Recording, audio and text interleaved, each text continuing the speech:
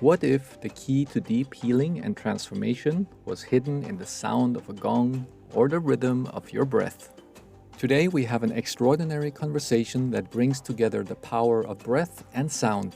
Joining me are two incredible experts who combine their unique practices to help people reach new levels of relaxation, resilience, and vitality. First, we welcome back Tracey Howes, a functional breathwork instructor and advanced oxygen advantage coach.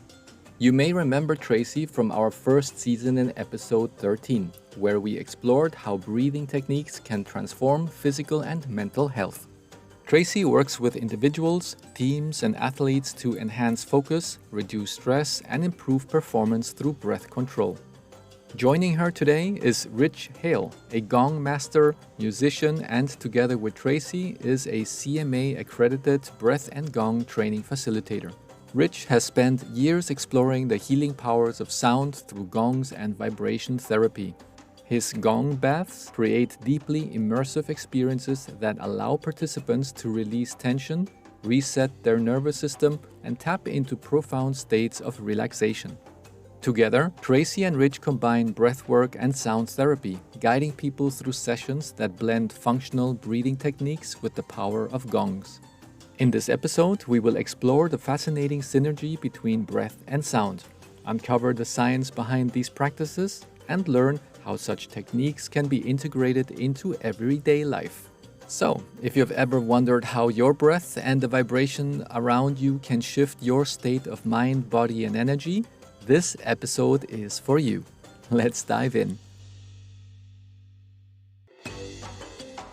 You are listening to Health, Happiness, and Planet podcast, where we explore different ways to boost our well-being, live a more fulfilling life, and protect our planet.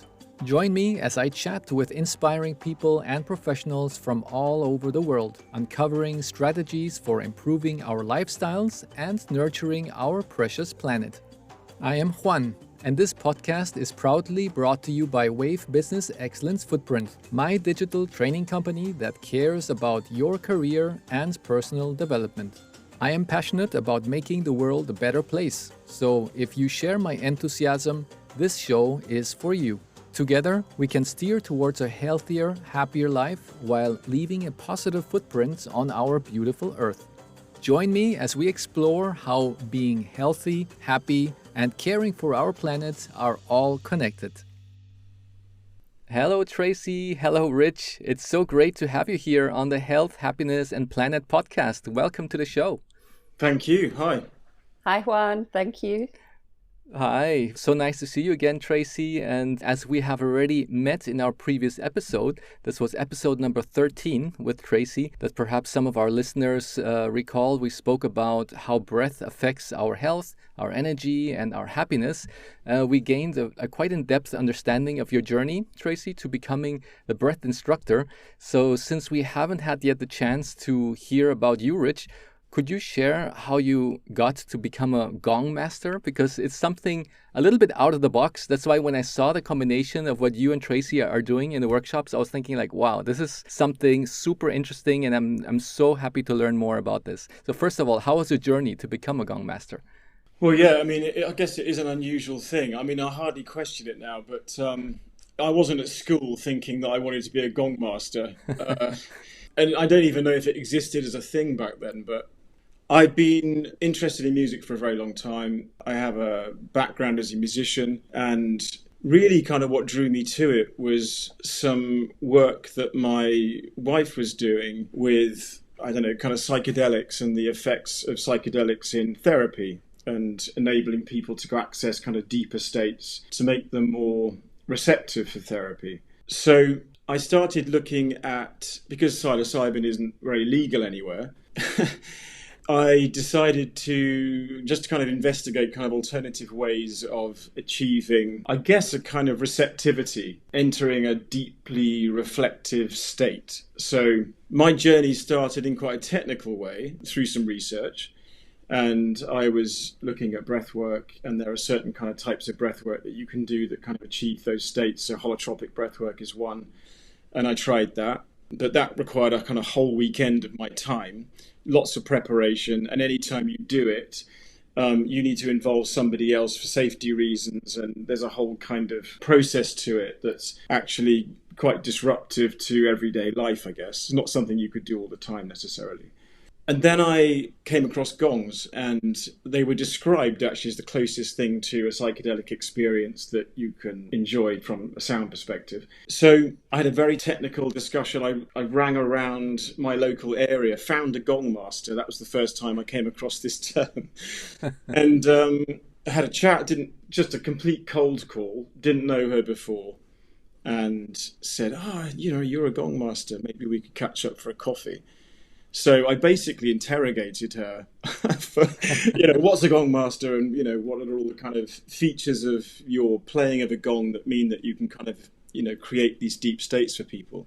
And she invited me to go for a gong bath. She was like, after all these questions and 3 coffees later or whatever it was, she said, you should just come for a gong bath. So it was like, I did. And it's still very hard for me to describe the impact of that now, actually. Yeah. But that was the absolute deciding point for me to go and train. So I did the gong bath, obviously came back. I was asked kind of how it was for me, and I just couldn't articulate anything about it for a couple of weeks. I mean, really, it was insane for me. And in the process of having that gong bath, I definitely entered kind of state where it was reflective, and it was very connecting. So it was probably really one of the first times that I've properly kind of connected to myself, and maybe all the bits and pieces that kind of get hidden mostly.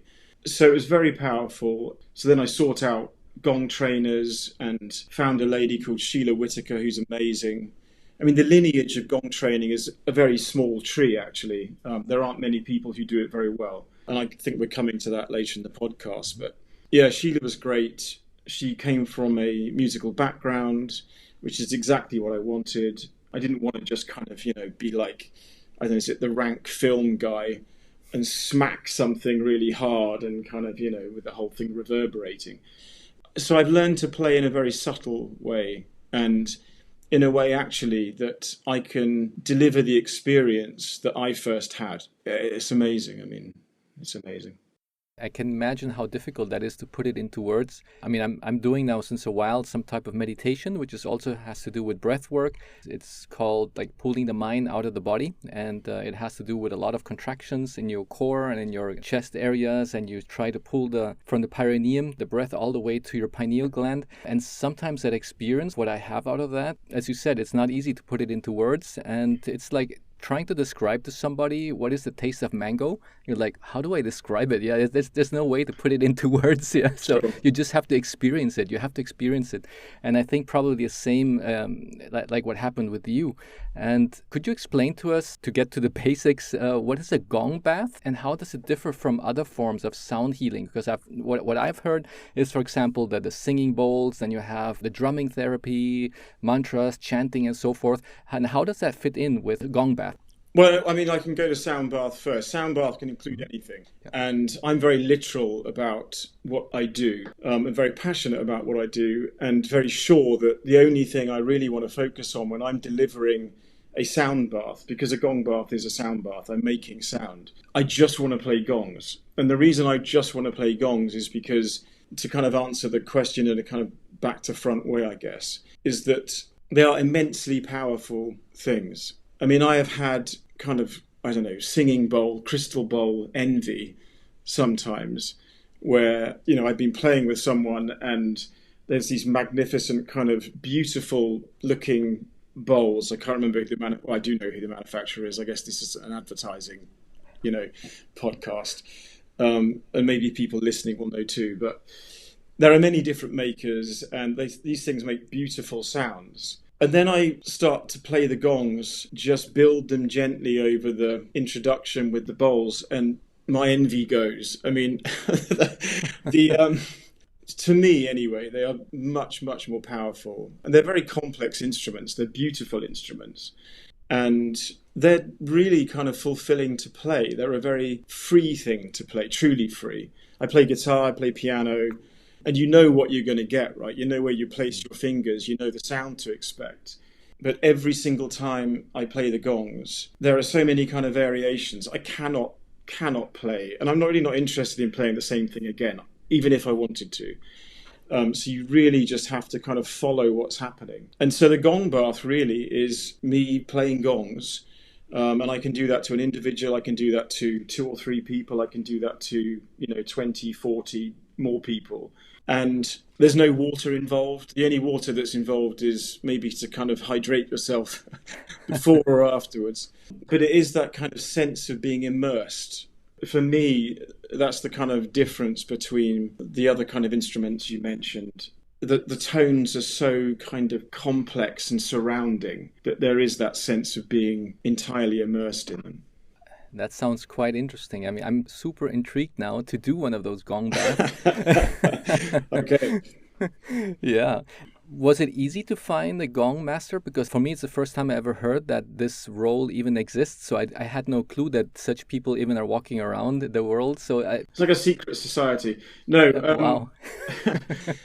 It was surprisingly easy. I mean, I don't know. I guess I didn't have any expectation as to whether I could find anybody, right? Yeah.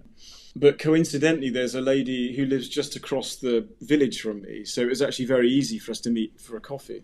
And she's a very good gong master. Wow. And that was lucky, actually, because there's a lot of variability in terms of who is giving the gong bath, who is playing the gongs, just as there is with anything. But my experience, if it hadn't been as positive as it was, I may not have chosen to become a gong master myself. Wow, that's so interesting. Perhaps my next question goes more towards area of your physical and your energetical body, because I know we're all energy, we're all light, and we all vibrate. So my next question is, how does the body physically and energetically respond to the sound of waves of a gong? So there are a couple of things, actually. So undoubtedly, you can kind of feel the effects of gongs, depending on your proximity, actually. So you can actually feel it vibrating. As I'm playing, I can really kind of feel the vibration of a gong through my chest. People will typically, feel sensations in their fingers, in their wrists, up their forearms. And I guess through the brain as well, because of the nervous system connectivity and so on, what you're feeling in your body is affected by what your brain is doing. There's a great phenomenon called spontaneous synchronization. And I think there's a great YouTube video by a guy called Steven Strogatz, I think. He's a mathematician. And he describes this phenomenon. Reassuringly enough, it's just something that happens all over nature, right? The inclination of one thing to follow another, which suggests to me, in a world where it seems pretty messy at the moment, ultimately there's a kind of default idea that things want to cooperate in the universe, right? And this kind of cooperation, this synchronization occurs in, starling murmurations, the kind of revolving bait fish, where they kind of all wrap and just swim around each other. And then there's a specific kind of response that the body follows, which is called the frequency following response. It applies to sound, the way the body receives sound, the way the brain processes sound. So your brain typically runs at sort of half a dozen different frequencies.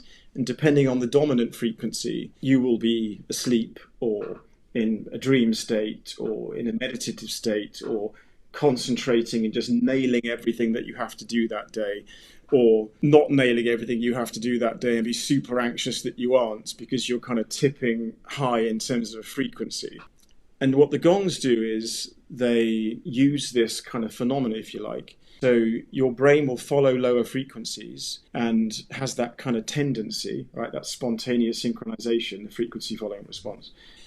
And without making a great deal of effort on the part of somebody who is receiving the gong bath, your brain just starts to kind of adopt that dominant lower frequency. So you can be asleep, you can be in a deeply meditative state, but you can be in a lovely area between, which is, I would describe it as journeying. I mean, I think this is the bit really that people liken to kind of psychedelic experience. It's kind of dreamlike, but it's not quite like a dream. People see colors, they have kind of visions. Like when I remember my first gong bath, I had kind of repeating, looping visions. It is kind of stunning, actually. Yeah. And you can go from all of those things you can be asleep for a bit, you can have one of these journeying periods, you can feel deeply meditative.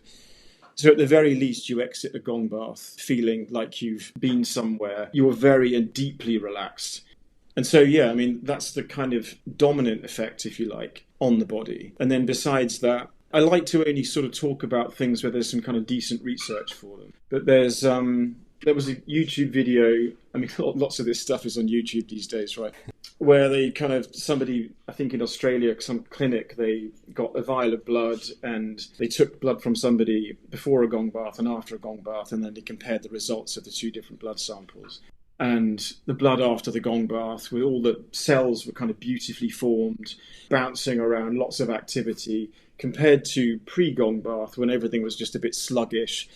There weren't these kind of perfectly formed discs of cells, which was great, and it's kind of a headline thing, but I did some more digging, and there've been other kind of studies since that I just feel like they're a bit more reliable, and they indicate the same sort of thing. So from a blood health perspective, it increases the relative count of red and white blood cells.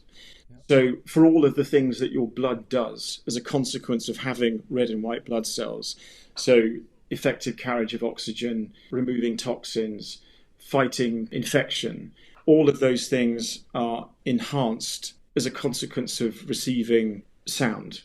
Yeah, that's amazing. Yeah, and probably even the viscosity, how thick the blood is, so that maybe it even is thinner at the end, because that also happens when you change your emotional state. And every time you change your emotions, it's also changing the frequency that you have in your body. And that also has an effect on how thick is your blood. So if you're more stressed out, your blood is less optimal than when you are in a state of joy, love, happiness, and abundance. Sure. And that's amazing. Yeah, I've seen some of those studies, but only now recently, since I found out about Gong, and it is very, very surprising that I haven't heard about this before, and that's why I'm so happy that we're covering this topic today.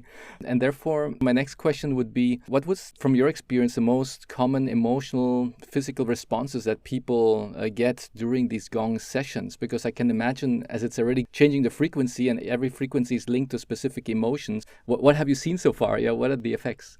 There's a lot of sleeping. Which is not so bad. This is great. There's a lot of relaxation. Very often people will literally come round right at the end of a gong bath and have lost all track of time. So I don't know, typically I'll play, if I'm doing an hour long gong bath, I'll play for 45 minutes. There'll be a short introduction in the beginning, and then I give people 10 minutes in the studio, if you like, to kind of just recuperate and ground themselves again. So they're kind of losing track of time. In terms of what comes up for them, I guess there have been a few things. I've had a couple of people who suffer from long COVID, and one of the pieces of advice that long COVID sufferers get is to calm their anxiety and to slow their breathing and to activate their parasympathetic nervous system. And it's a struggle, right, for them to do that. And then they come for a gong bath and can't believe the kind of restful state that they achieve through it. I've had a lady who hadn't been able to shed the anxiety she felt from the grief that she was experiencing from the loss of her son. And then she came for a gong bath, and her immediate response was, it's the most relaxed that she's been in 2 years, right? So it's got profound effects in that way. Then you've got, as I was describing, the kind of journeying. And that really is very much about what's going on for you. It's not something that I can kind of dictate. I'm sympathetic to it. You were talking in the beginning about us all being energy and light, right? And one of the things that I absolutely am so passionate about is not bringing myself and to drop my ego out so that I'm literally kind of playing for whoever I'm playing for. And that's important. So energetically, kind of I'm tuned in to the space, to the people, and hopefully for what's going on for them. And it just, allows their cycle, to, operate for them, to elicit the things that they need to feel, they need to see, and the experience they need to have. Wow, that's so profound. And I'm sure it does also wonders to the brain waves, yeah? When they come to the Gong bath, they're probably like in high beta, yeah? And then they go into this whole analytical thinking, yeah, and the stress mode. And then later they just go down to alpha and then theta and delta and then maybe perhaps gamma at some point, yeah? Totally, yeah. Yeah. Yeah. Wow, that's pretty amazing. And I'm quite curious. Thanks also for your patience, Tracey. How did the both of you meet to unite now Gong and breath together? So what was the connecting point? Well, we met at a festival and I went to Rich's Gong session. I've been to quite a few in the past, some really lovely and others that I didn't really enjoy very much and actually felt quite jarring. And Rich plays really intuitively. And I think because I'd had previous experience, I had something to compare it to, and it far surpassed any Gong session I had attended. And I normally judge that by how relaxed I am if I'm in a sleep state. And generally, I go into what, as Rich has used the word journeying, I'm very visual and I see a lot of color. It's almost like you're dreaming, but you're awake, but your body is completely relaxed. And it does depend on your emotional state, I think, at the time. But I certainly found afterwards, like so many people who've been to them, I couldn't really speak. I was a bit taken aback, and I had to sort of hold some space for myself. Yeah. Yeah. And that's how we met. And I just went up to him afterwards and I said, I really loved how you played today. And that's how we started talking. And I shared what I did. I can't remember if you came to my session, Rich, but at some point we just kind of continued the conversation and then thought, let's try it together and see what we come up with. But I would say our values are very similar and our approach to teaching and sharing is very similar. And I think that feels seamless for people when they come along to one of the events we host. Yeah, exactly. Yeah, because I feel the vibration, here in this call. I always sense when I speak to you, Tracey, that you have that Zen-like type of aura, and the same with you, Rich. So I'm sure that that was definitely a match for both of you to do these sessions for your clients. When was your first experience, Rich, to do the breath work with Tracey? I don't even know yet, Tracey, whether I ever been to one of your breathwork sessions, right? But I mean, obviously now that we're combining them together, I am there and I do all the exercises that Tracey's going through. The thing that most impressed me really about Tracey was the understanding she was a free diver and just thinking, is there a more critical thing that you can do to the extent that you have to rely on breath, right, to even stay alive, right? You're going to hold your breath for 4 minutes. Think about the kind of fitness and the conditioning that you need to be in to kind of achieve that. And thinking through that a bit more, just realizing actually the kind of destinations for gongs and breath work, they're actually quite similar. So for a free diver, you're achieving a state of utter relaxation, right? Because you're trying to completely minimize the effort and just have your body work on that breath that you've taken in order to kind of hold it for 4 minutes or 5 minutes or the astonishing times that can be achieved through this. And as I was saying, one of the kind of main features for people coming into a Gong bath is that deep sense of relaxation, the activation of the parasympathetic nervous system, no energy being wasted, right, in anxiety or stress. So that was the kind of thing. I was talking to Tracey about that. Again, I think it was another festival thing we were doing, not together. And I was just like, amazing. This is amazing. And so we started chatting, got on so well, and that hasn't really stopped. I mean, we, as Tracey was saying, we've kind of got a kind of, without really even, overly discussing it, we've got a kind of very similar way of thinking about the world and kind of aligned values, yeah. Yes, I've experienced kind of Tracey's breath work and just that, the authenticity of it, right? The fact that she does something, it's kind of stressful in many ways, right? Free diving. And it's just damn cool as well. That was the other thing. For anyone I was telling, I was like, I said to mates of mine afterwards, and it's like, I met this lady who does breath work, and she's a free diver. And they completely bypassed the breath work bit, and all they wanted to talk about was the free diving. So it was kind of a no-brainer for me that I was like, God, we should do something together. And yeah, we just kind of, found that we've got this alignment that, as I say, we don't have to kind of overthink. It's just kind of there. So Yeah, that's amazing. A question that is a little bit out of the box, but I know that there are certain rings. It's called an aura ring, and some people buy it just to see how is their sleep, how many hours did they sleep during the night, and so forth. And it shows them like how many hours of rest they have, and where is their brain waves, how many hours deep sleep. And I'm just so curious, if somebody would do the Gong bath and the breath work, what would the aura ring say? Yeah, on your app, yeah, would it say like you're in deep sleep, or have you maybe had any client who would give someone experience if they had such a aura ring? do you know, I've never asked, but it's a good idea. Yeah. Yeah, So like an experiment. I yeah. actually have a ring. It's a different brand. That might be something I'll do actually, and just track it, and then we can let you know. That's right. Just out of curiosity, Yeah. to see what type of data does it send to my app, because I had that experience a couple of weeks ago.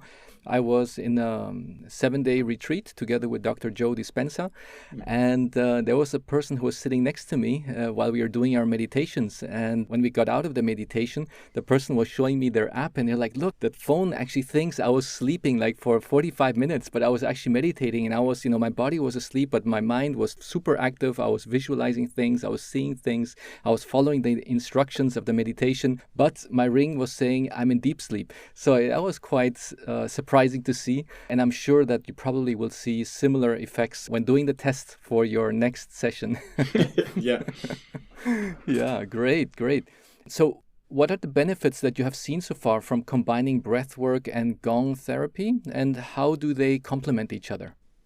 I'll start with that one because I think on a personal level, first of all, when I started attending Gong sessions, I noticed it took quite a long time for my mind to relax because I was so distracted by not just the noise of the gongs, but the noise, the ambient noise around the environment that you're in. And actually that takes quite a bit of time away from the best part of a gong bath, which is that ultimate immersion and relaxation. So we've touched on it before, but the intention with bringing certain types of breathing techniques in first is all about preparing the nervous system and the mind and body to be receptive. So when you can almost short circuit a little bit by bringing the body into that state quickly, you actually enjoy the Gong bath. You get so much more from it because your whole being is in a state of complete relaxation.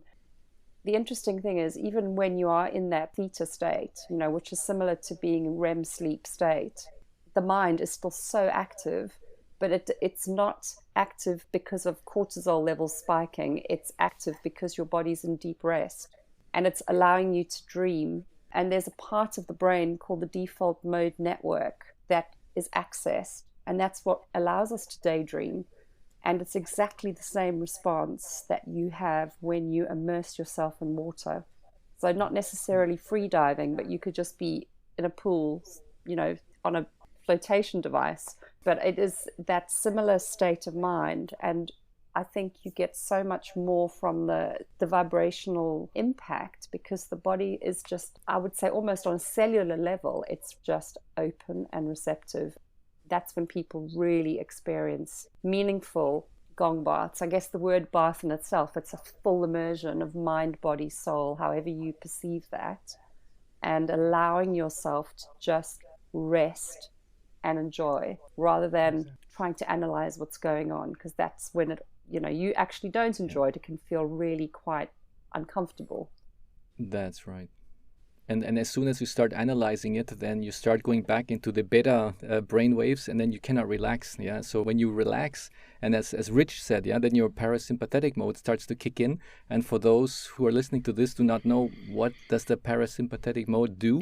It actually the state when your body starts healing. Yeah. Anything that you might have that needs to be healed, that's when your body says, hey, look, there's no danger out there. There's no stress. So now let's start doing the repair work in our body and see what needs to be repaired. And I think that's a beautiful thing, that you can get people to that state, and that they can feel once they come out of that state, they think like, wow, I feel like if I just came back from a holiday.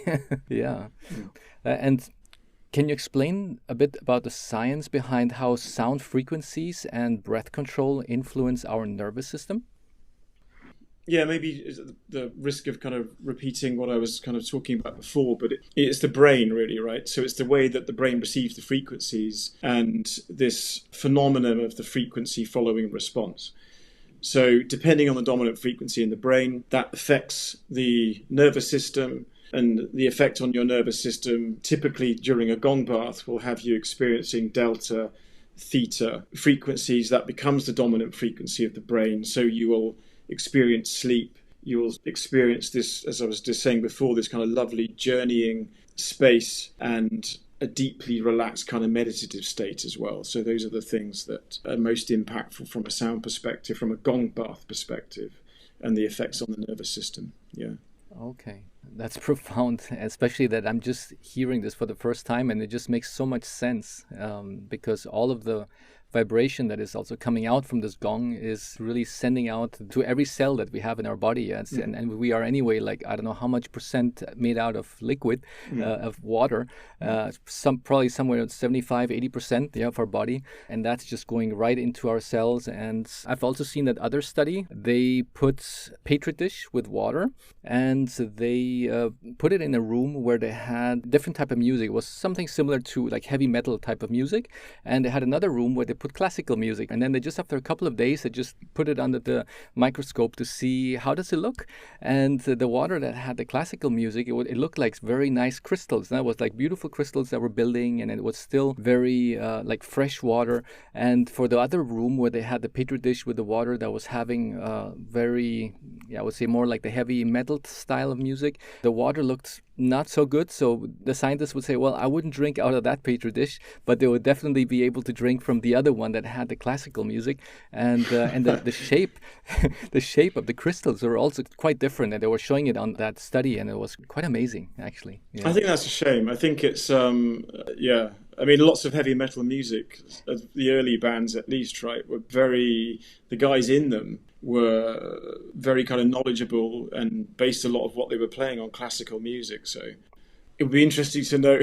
Sorry, Yeah, curious which question. But what are they playing to each petri dish? Exactly. That's right. That's right. Because when I was a teenager, I also heard a lot of heavy metal music, and I didn't feel that it was making any harm to my body or to my cells. But the funny thing is that if I listen to it today, somehow I feel there's no more this match to listening to that. I say, okay, I do feel the connection to it because I know that was the music I was listening to when I was a teenager, and I can still listen to it. But somehow, if I would really want to relax, I do feel more connection now to calmer music, and I do not know if that has to do because of the point of time where I'm in my life, or maybe just the way how I'm vibrating at the moment is different, and that's why I link to a different type of vibration. And when I was a teenager, I was more like many teenagers were, like angry and maybe jealous because the other one had bigger car or whatever. So somehow we are in that level of vibration, and then maybe it matched more to that type of music. And then now that I don't feel that way, I feel like I'm a happy person. I feel abundant. I feel lots of joy during the day, and somehow I match much better to different type of music. Yeah, so it's quite interesting to see that. Yeah, so but I'm definitely going to take a deeper look into what type of music was it that they were putting in the other room. I know it was not classical; it was something else. You've ended up with Teenage Water, I guess, in one room. Yeah, yeah. And therefore, my next question is: are there any breathing exercises that prepare the body and mind to receive the full benefits of a gong bath? Well, there's so many different techniques, and I think when I do prepare my sessions, it's trying to find the ones that for a large group of people, what's going to be easy for them to access. Because when you create something quite simple, people tend to lean into that and they'll remember it and they'll go, oh, I can do that on my own. So, we want to start with getting them to soften their breath. And the way I've been trained is very much about connecting sensation in the body when you breathe. How does it feel in your body? Because, if Rich and I did the same exercise, it may feel different for us in order to reach a similar conclusion. But your body, your makeup, your chemical balance in your blood, the way your muscles move will impact how you breathe. So the easy answer is we want to slow the breathing down. We want to keep it really soft and light. But if you're typically an upper chest breather, this can sometimes feel like you can't get enough air because the muscles in the chest can sometimes be so overdeveloped that the diaphragm muscle doesn't actually operate optimally because we're breathing from the upper chest. So I tend to include movement in my preparation. So people will come to a session and I base it on a very particular type of yoga and Pilates techniques, which is all about opening up the body, creating space around the breathing muscles, the airways. And once you've prepared the body in a physical sense, and then you say, right, we're going to work on taking a deep breath, breathing down into the base of the ribs. It's quite technical in some respects, but it's how it's delivered. And if you give people simple, clear instructions and they in a beautiful environment where they've got sound and scent and visuals that are calming, any kind of instruction or verbal cue is not going to feel difficult. They'll be open to it. So then we'll work with getting them to breathe deeper into the lungs, slow the pace of the breathing down. And generally I get a sense of this, and I might be a couple of minutes in and there'll be a shift in energy in the room and it's palpable. And I think the more it's certainly for me, and I've spoken to other teachers who teach different types of breath work, you become very fine-tuned to how people are reacting. What we know now is the nervous systems of individuals start communicating. So you start mirroring what's around you. And there's always a point where I can look around the room and we will be in a certain point within the breathwork practice where most people are, Rich has used the word before, but it's that synchronized breathing. And it really does create this incredible sense of calm. And you pick up on it very much so. If you're lying on a yoga mat, your blanket's on, you've got one person on either side of you, and you're all in the same state of mind, it really creates this beautiful sense of space and peace. And that's when I think once you let go and your body is relaxed and your breathing is very regulated but slower, the gongs just layers the whole experience beautifully. As I say, there's different types of techniques, but for me, I always pick a couple that I feel will just connect with people, with their bodies, with their minds. I sometimes use the ocean breath, which is a lovely preparatory technique, Ujjayi breath and pranayama, where you activate the throat muscles. It becomes quite an activating breath in the beginning, but it also switches on the vagus nerve. And I'm doing quite a bit of research into this for using it for a therapeutic practice. And it's a very interesting process. It's a chemical reaction from the brain, and it travels through the nerve to all your major organs in the body. And I think what's really powerful is that when that vagus nerve is active, the messages received by the brain become calmer, and it's a top-down feedback loop where the brain reports back to the body that it's safe. And when you feel safe, you relax. So it is this beautiful, constant moving part within the body, but it's so subtle. And I think part of that is why people really embrace this kind of work, because when they've learned these little techniques and it becomes effortless, they have a really powerful or profound experience. Fantastic.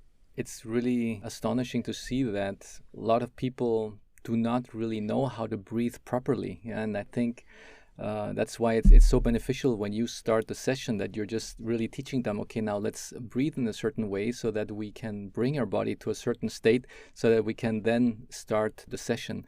What I just picked up from what you said just now, that people tend to breathe a lot on the upper part of their chest. And it's probably a lot from social media where you say, look, I have to have a flat belly. I got to put my chest out, tuck in my belly. But then they tend to somehow breathe then with their chest because they try to keep their chest higher than their belly just to look good probably, and that's why somehow they condition themselves to start breathing the wrong way. And that's why it's so good that you can actually start just with the basics and just teaching them the right way of breathing, and probably the diaphragm is almost I would say not even that flexible anymore because they're so long breathing the wrong way that to start breathing the right way, it becomes even a challenge sometimes.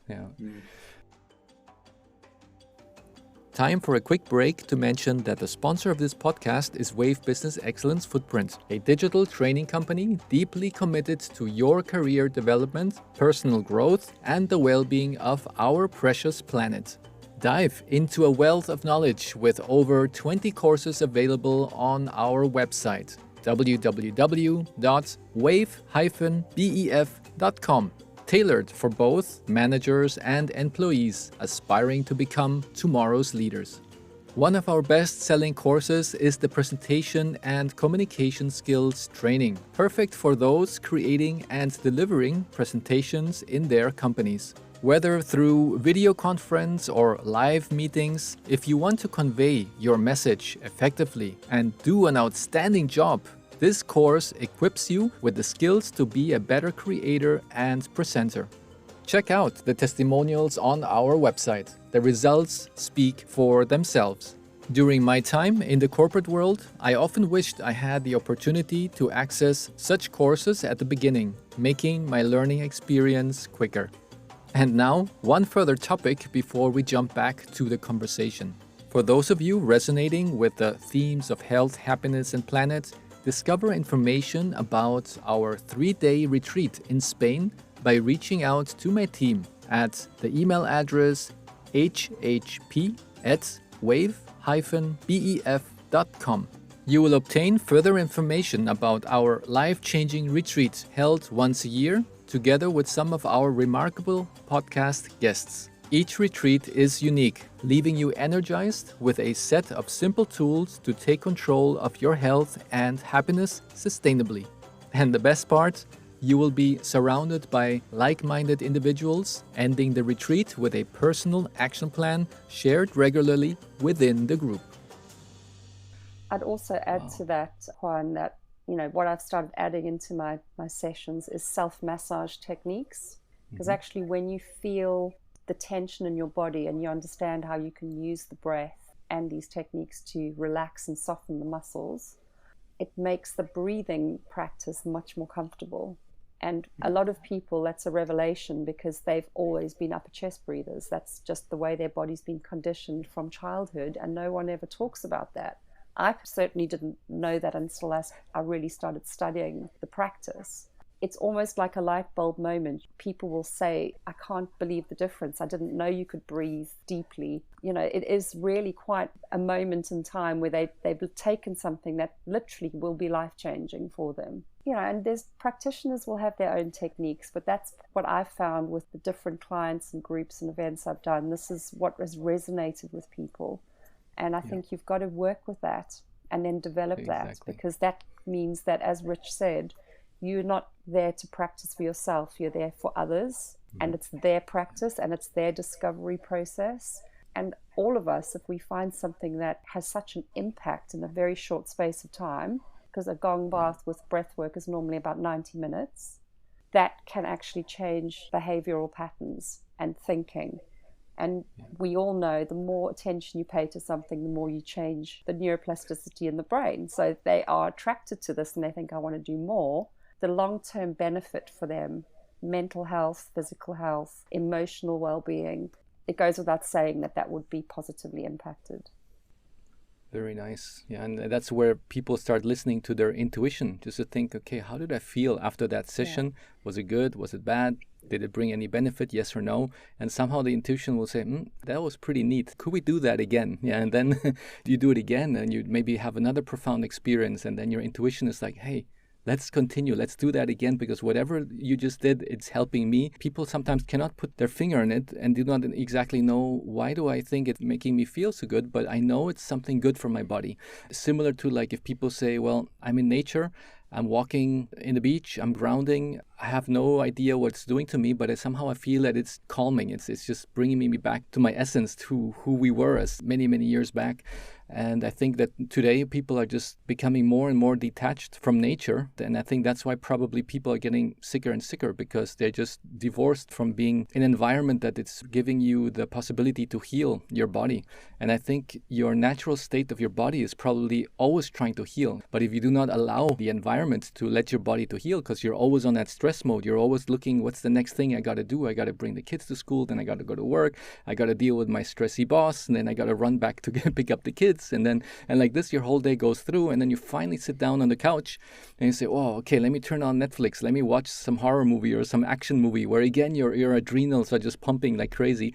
And you just, the whole day, you don't allow your body just to cool down and to reset and to start healing itself. Yeah? And that's why as soon as somebody comes to one of your events and to have that gong bath, it's like, wow, your body's like, what was that? Yeah. So my next question is, how can someone integrate breathwork and sound therapy into their daily routine for stress management? I mean, from a sound perspective, and I'll let Tracey pick up on the breath side of this, but we were talking about music earlier. You can listen to music. You might not listen to the same sort of music as you were saying that you were listening to as a teenager, so maybe it's not heavy metal or punk or, whatever it is you were kind of into then. But, just kind of experimenting with sound and beginning to kind of understand the different kind of effects of sound, which actually is part of the kind of process really of a gong bath, that it kind of almost accentuates an understanding of sound more generally. Certainly since I've been playing gongs, it's almost like for a while I heard everything. Every sound I kind of perceived, I was kind of thinking, oh, it's amazing. It could be, like, I don't know, the crunch of bike tires or something like that on gravel, or as you were talking about, the sound of your feet on sand as you're kind of walking along a beach. So many things. Some things as well that you don't perceive in the least bit relaxing, like, cars going past your open window or something like that. When you kind of reevaluate sound, it's almost like everything can just form this rich kind of soundscape that you don't have to kind of react to and get triggered by. It can be entirely kind of soothing. So that's kind of one way I would think that from a daily perspective, that sort of adjustment of the way you perceive sound. And then the other thing is, I mean, the effects of a gong bath, for example, and the same is true for breathwork. You go and experience a gong bath on a weekend or something like that, if that's the time that you've got to go do one. The effects of that can last you the whole week, right? So it's having a daily impact. Achieve such a relaxed state that it kind of stays with you. You kind of feel good. As you were saying, you don't know quite what's happened, but you just know that something has changed and you kind of access something potentially quite profound. And as I was saying about my first experience of a gong bath, it stayed with me for a couple of weeks. And I'm not trying to, do a sales pitch here, but there's something about frequency that doesn't necessarily have to be daily. But, if you're going to go into a gym, most people will go to a gym several times a week, I guess. If you go running, you're going to go running several times a week. I think you're in Valencia, right? So there's this beautiful strip in the middle where the old river was, right? Where everyone kind of runs. The same is true, I think, of breathwork and gongs. There needs to be a frequency and a rhythm, we're talking about sound, to them. And if you hit the right rhythm, then the effects of that can stay with you and can keep doing you good, can, contribute to better health mentally, physically, emotionally. Fantastic.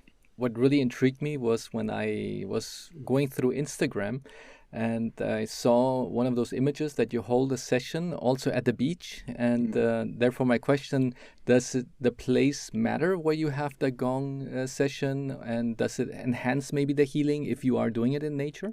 It's a good question. I was inclined to think it mattered a lot where you held the gong bath, but I've done some gong baths in some very strange places. And what's great actually is, and I was talking about that adjustment of the way that you perceive sound, that happened on the beach. When we first set up on the beach, it was very early in the morning. We got to drive along the promenade, right? So that was a bit of a thrill that you can kind of access this place you can't usually go, which the teenager in me still loves. I'm kind of driving along the seafront, and you're not usually allowed to do that stuff. But we were like really, really super early. So we're kind of set up. And even though we were early on the beach, You've got your swimming clubs, you've got the people out walking the dogs, you've got, the kids who aren't yet in school or in kindergarten or wherever they are. And there's a bustle, right? And a noise and seagulls, not to mention seagulls, dogs barking. And you have to kind of accommodate all of that sound. And I was a bit anxious, actually, about the impact of that in some ways for the people that were coming to do the gong bath. But I kind of said to them, look, you just need to kind of begin to hear the sound as part of the overall experience that you're going to have here. Don't be alarmed by it. Don't overthink it. Just accept it and experience it and see if you can kind of experience it in a different way. And it just kind of works. I mean, and somehow energetically, again, coming back to that point of, just being grounded, being in the space, not bringing myself, just kind of accepting everything that's happening around me so that I can kind of deliver the best possible experience for the people that I'm doing it for. It really doesn't matter. It doesn't matter whether there's a dog barking. It doesn't matter whether there's a swimming club and somebody's just plunged into relatively freezing cold water. And it's kind of yelling, oh my God, it's so cold. All of those things happen. All of those things happened. And yet the effects for people were exactly the same as if we'd held it in a kind of pristine, beautifully quiet setting of a church or something like that. So the thing was interesting, actually, about the beach sessions and also another session, Tracey was running a retreat. The sounds that was least apparent, probably, on the beach was the lapping of the waves. But as people were coming round and there'd been this kind of sonic adjustment, I guess, that they'd kind of experienced, they all came round, and the thing that they were focused on and the thing that they appreciated most about the location was that gentle lap of the wave the whole way through.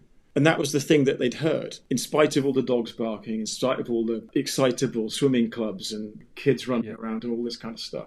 And just another example of that, actually, was Tracey mentioned that when we do our combined events, we're introducing film, like looped movies and subtle sound, besides the gongs and besides the tracks that Tracey plays.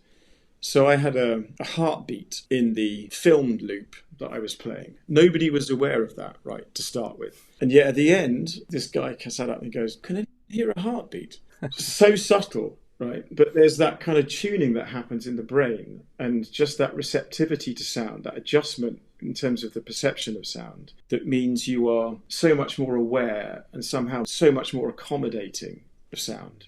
Yeah. It also depends how as you said, the brain maybe just focuses on certain things. Yeah. And when you're in a stress mode, you're just very narrow focused and you're just like trying to see what is at the moment the thing that is the loudest. Yeah. But you don't hear then maybe the background of birds singing so that's where you just lose focus. And if you're more grounded in the present moment, then you would start hearing a little bit of everything. You would hear the birds singing, you would hear maybe the waves, you'd hear some kids screaming. You don't have like such a precise, I would say, narrow focused viewpoint on something, and you start opening your viewpoint, and I think that is where your body really starts relaxing and letting go. Well, I played alongside a busy kitchen where you've got pots and pans and conversation and all kinds of stuff. I played in a furniture store, which was a bizarre place to play. I played in a market. I can't go there kind of, go, shh, getting everyone to be quiet, right? So for me, there's something really amazing about, Tracey and I were talking about this yesterday. I mean, taking what we do into very public, unusual domains, just so that people can access it, right? So it's not kind of a privileged thing. So you don't have to be a member of a club or know somebody. You can just kind of come across us. I'm playing gongs in a furniture store. No one who wants to go buy a sofa on a Saturday or something like that is expecting to see or experience gongs. No one going to a vegan market is expecting to be able to have a gong bath. No one taking their dog for a walk on the beach is expecting to kind of experience gongs. It's a lovely thing to do. I mean, it's part of the kind of ethos for me, and I think for Tracey as well, of just improving and extending the kind of knowledge of this stuff. Exactly. Yeah. It's so fascinating, especially that I haven't been in that world before, and I definitely want to try it out. So for those who are listening to this episode and are from different countries around the world, what's the easiest way of finding the nearest Gong event? Is there a specific website? The whole marketing thing, Tracey's way more advanced about this stuff. I'll leave her to kind of comment on that stuff. I just want to say one thing. Really, it's about, you need to be discerning. So I don't want anyone to kind of go to have a gong bath and then, if they have a bad experience, not to have another one. If you go to a yoga session and you don't like a certain form of yoga, or you don't like that instructor, it doesn't mean you don't necessarily like yoga, right? And you might persevere with yoga until you find the discipline in the instructor that really works for you. And I think the same is true. Not everyone plays gongs the same. Everyone is entitled, I guess, to play gongs in the way that they want to, or they feel they should, subject to, I feel very strongly that people should be trained. It's not something that people should undertake lightly, and do your research. So look for all of the kind of, places you would usually go for, I don't know, yoga classes or meditation classes, or because gong players are trying to reach an audience through all of those ways, probably. Yeah. And as a gong master, when you're doing the session, does that person also have to be in a specific emotional state, like say like of gratitude and love, or it's more like the technique on how to use the gong? I have it all on me, honestly. I feel that, and I want that. And that's not from an egotistical perspective. I don't want you to have to work. You were saying lives are so busy, right? There's no perfect formula for how you should arrive for a gong bath. The thing I can pretty much say for everyone that I've ever done a gong bath for, bar 2 people, I think, it has astonishing effects for people. And I hope that's because of my diligence and the execution, and the thing I was talking about before about just being absolutely kind of ruthless about removing my ego. So, okay, perfect. Yeah, I think it's probably a lot to do when you have, let's say, a gong master who would have a terrible day and is also stressed out and, was just running just to get to the class, and then, just hits that gong and hopes that the others get a good vibration. It's like, okay, is this even going to happen? Yeah, because I think everything has to be well synchronized. Yeah, and also perhaps like what Tracey, what you were saying, yeah, when people in the room are all somehow at the same vibrational state, then those waves, those vibrations, the waves create larger waves. Yeah? And if you would be, let's say, in the opposite, like one is maybe in a state of anger and the other one is in a state of joy, then somehow those waves, they don't match. They just will cancel themselves out. And then you don't feel the vibration in the room increasing. But if they are all now getting to the same place and you're like, hey, I'm getting them there to feeling into this, deep state of between awake, between asleep, they're feeling more abundant and joy, then somehow that will be increasing more that level of abundance and joy in the room as well. And that's what I find so fascinating, that both of you as facilitators, that you can actually sense that. Yeah, and that's really, I think, the magic of being a good facilitator compared to just the regular one who's going through the motions but not really feeling much. Yeah. And I think at the end of the day, this is for the benefit of the people who attend, because even if they don't understand that, they don't need to, they're just there for the experience, they'll leave feeling like it has been unique and special. Because the last thing you want is it to just feel like someone is going through the motions. And I think it's very difficult, in my opinion, because you wouldn't be doing this kind of work if that's your approach. Yeah. The breath is so powerful, the gongs are so powerful as tools, and they can take you into an altered state of consciousness, but you need facilitators who understand that process so that people feel safe, And accessibility, I just wanted to say, that's particularly for people who are not in the UK. We have a lot of wellbeing festivals in the UK.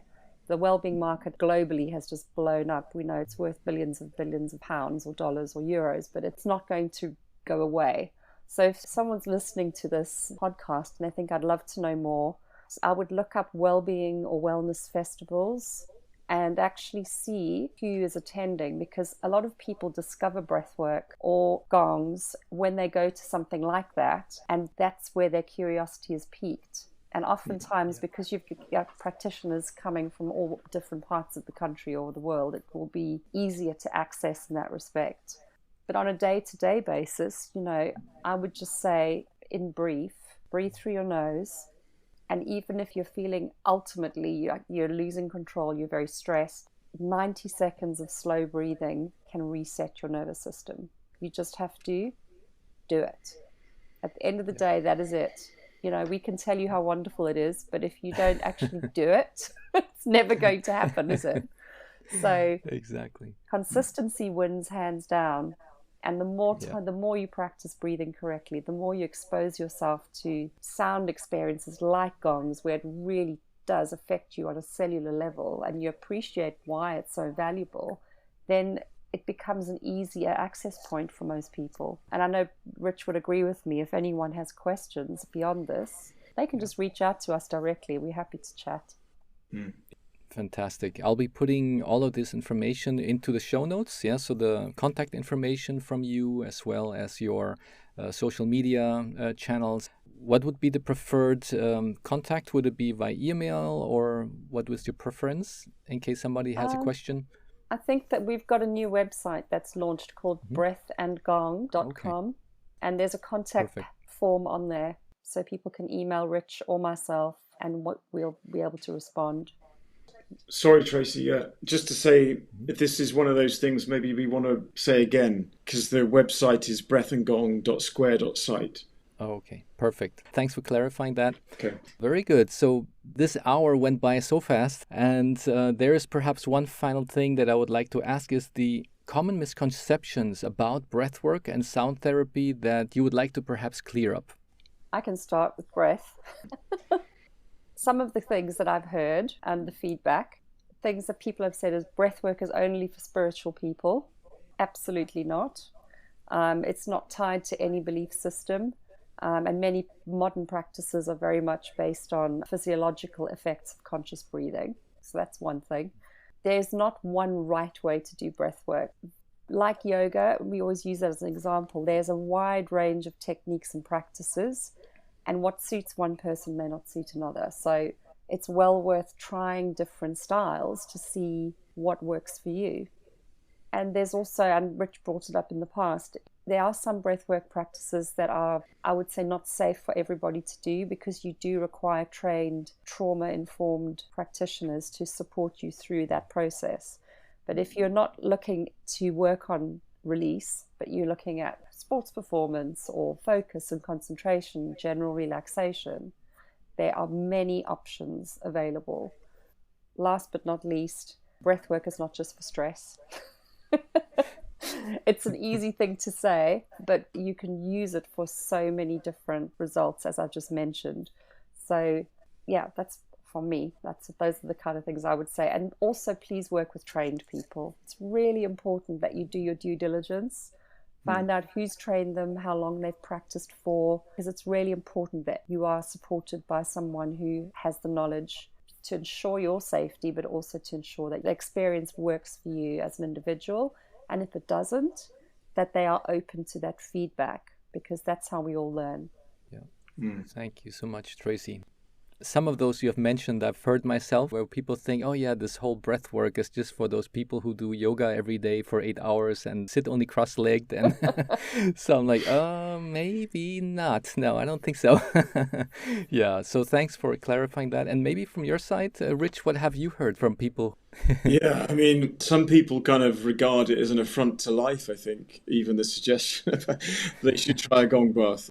Gongs are not necessarily loud. They're big things. They can be big things. They come in many different shapes and sizes, right? But, you know, with the right person, the right training, the right intention, the right energy, the experience can be like listening to a lovely kind of classical piece, as far as I'm concerned. You know, it's not going to blast your ears off. Some people do. I'm not interested in that way of playing. It's too trauma-inducing, actually. That's not really what you want to do. Yeah, the other thing I think, based on my first experience, I guess I thought gongs would appeal to... I wanted gongs to appeal to men more than women. Not more than women. I kind of understood that women are kind of more curious around these things typically, right? But yeah, I run a men's circle and I play gongs at the start of the men's circle just to kind of ground people and bring everyone together. But my God, I mean, I think because men often find it more difficult than women to communicate, more difficult to perhaps kind of enter reflective states, the gongs can just help enormously in that way. I mean, as my kids reflect with me that It's only since I've been playing gongs that I've had emotions. So somehow, Wow. I don't think it's entirely true. Perception is everything, right? But there's definitely something that's kind of very connecting. It's about connecting with yourself, actually. I mean, if there's one thing to leave as an idea about gongs and what they can achieve, it is that it helps and enables you to connect with parts of yourself that maybe you don't typically access or connect with. Yeah. Thank you so much for explaining that. And herewith we come to our last question for today. And it's the same question I ask all my guests in every episode. And that is your definition of happiness. And maybe we start with you, Rich. What's your definition of happiness? You know what? So I was picking Tracey up yesterday, and on the way I was listening to this podcast. There was a guy who, I think he's a billionaire, and he runs this place in Stockholm, and it's like a community eating place. Mm-hmm. So you can go along, and his whole kind of philosophy for this was that he wanted people from all walks of life, whether you're old, young, rich, poor, whatever you do for a living, whether you even earn a living, right? Everyone is welcome to come, and you all eat in a communal space. And it's kind of like the osteria type of idea from Italy, right? So you don't get a menu, you just get really lovely, beautifully prepared food, lovingly prepared food. And the energy of this place is everything about this place, right? And so there was a question put to him about, what's in it for you? You're a guy with a lot of money. Is it about making more money? And he said that he thinks it's nothing to do with money. He has enough money. For him, it's about the actualization of values. And I think that's true for me. I mean, I can describe loads of things that can make me happy, that do make me happy. But if I'm living authentically by my value, that's the best thing I can do. Wow. And I think when I look into different clients that I have, many of them are coming from the corporate world. And some people are really working many, many hours. I mean, it's like crazy hours, like 12, 13, 14 hours a day, every day. But they do not go into burnout. And I'm thinking like, wow, that's pretty interesting, because other people would be straight in a burnout after 3 months. But the only difference that I see is that those who do not go into burnout, they actually are passionate about what they're doing. They do feel that they're directing themselves towards a true north, and that's what they would like to do. And that's why they feel so aligned to their daily task, even though it's requiring them to work so many hours, while another person, it's not their true north, and they're already totally drained after 2 weeks, 3 weeks. Yeah, and I think that is definitely a good sign to know, is something bringing me more energy or is it draining me? So therefore, all the things that are charging us are the ones that it's going to make us more happy in the future.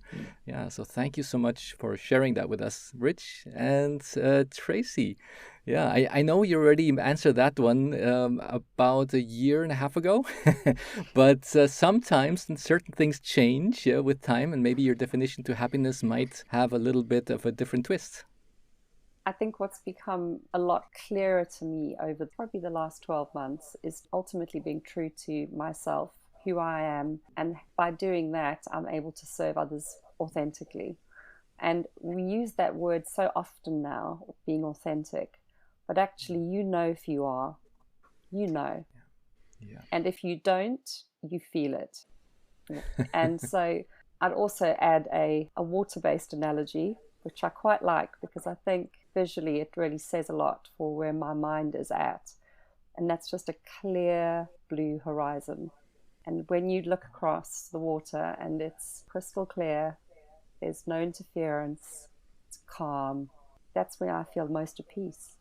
So being true and feeling at peace. Beautiful. Thank you so much, Tracey, for sharing that with us. Thank you also, Rich, for your explanation on the topic of Gong. And this is, I think, so new for so many of my listeners. And I'm definitely going to go deeper into that rabbit hole by just taking part of a Gong bath. I'm even thinking of maybe going to one of your events that's going to be coming up in the future. So Great. Maybe we'll meet each other there in 3D. Sorry, maybe we can come to Valencia and do it there. Yeah, fantastic. I mean, I'm sure that there will be enough people who will be very interested to do that here. And I will keep an eye open to see how we can make that happen. And for the things that you already have programmed so far, are there any certain events that you have at the moment in your agenda? Yeah, I mean tonight was just a bit too short notice, right, for anyone listening. Unless you live in the local area, you probably need a postcode actually. But anyway, Yeah.